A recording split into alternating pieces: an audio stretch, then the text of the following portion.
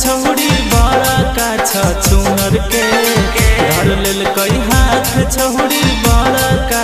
छुनर के चल गेलै माल हमर चल के फॉर्च्यूनर से चल गेलै माल हमर चल के फॉर्च्यूनर से लेबै पहटाई हम तो करो से सुनर के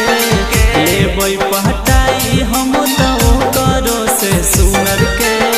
चल गेलै माल हमर चल के फॉर्च्यूनर से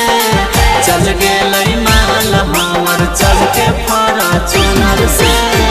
चल गेलै माल हमर चल के फॉर्च्यूनर से चूनर से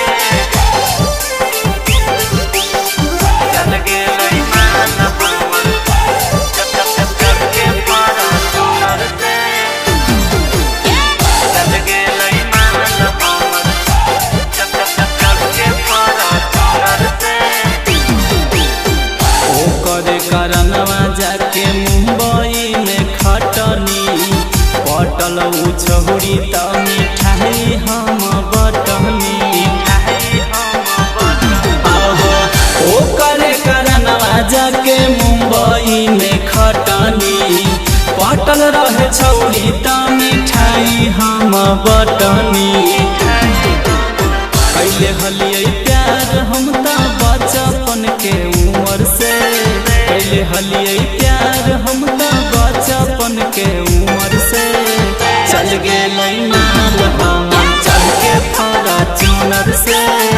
चल गेलै माल हमर चल के फॉर्च्यूनर से चल गेलै माल हमर चल के फॉर्च्यूनर से चूनर से चल गेलै माल हमर चल के फॉर्च्यूनर से अब तो छौड़ी के चेहरा नहीं देखबै साथे खिंचावल फोटो फहरिए के फेंकबै अब तो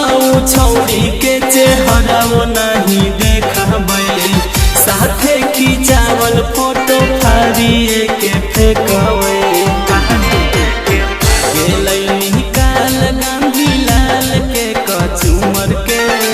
गेलै निकाल इंगलेश के कचूमर के चल गेलै माल हमर चल के फॉर्च्यूनर से